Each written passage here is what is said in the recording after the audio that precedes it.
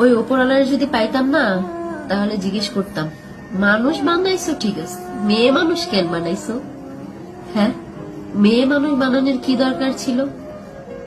মেয়ে মানুষ আসলেই একটা জিনিস তুমি বানাইছো ওপরওয়ালা, যার সাথে হাজারটা অন্যায় করা যায়, যারে ফুটবলের মতো লাথানো যায়, কোনো কিছু বলার কিছু নেই। মানুষ তো এমনও বলে যে মেয়ে মানুষ জন্ম নিলে নাকি মাটি কাইপা ওঠে, যে মেয়ে মানুষ জন্ম নিচ্ছে মাটিতেও নাকি ভয় পায়। হায় রে, পরিচয় আছে তো, কারোর মেয়ে, কারোর বউ, ওই ছেলে মেয়ের মা, এর থেকে বড় পরিচয় কি চাও? এতটুকুই তো যথেষ্ট।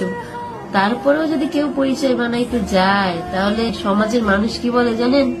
ওই মেয়ে মানুষের সাথে মিশো না, ওই মেয়ে মানুষ ভালো না, রাত বিরতে বেরোয়, চাকরি করে। মেয়ে মানুষকে চাকরি করা মানায়? নিজের পরিচয় করব, মেয়ে মানুষের পরিচয় তো একটাই, হে হইলো কারো বউ, কারো মা। এর থেকে বড় পরিচয় মেয়ে মানুষের হইতে পারে?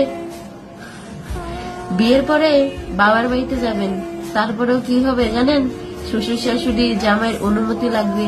যদি তারা অনুমতি দেয় তাহলে যাইতে পারবেন, না হলে যাইতে পারবেন না।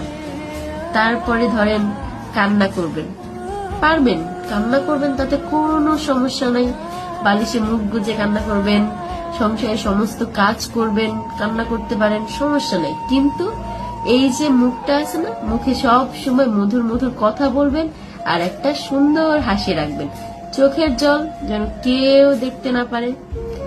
নিরিবিলি যে কান্না করবেন সেই সুযোগটাও নাই। এতটাই মেয়ে মানুষকে ভালোবাসে ভগবান যে নিরিবিলি কান্না করার মতো সুযোগটাও সে দেয় নাই।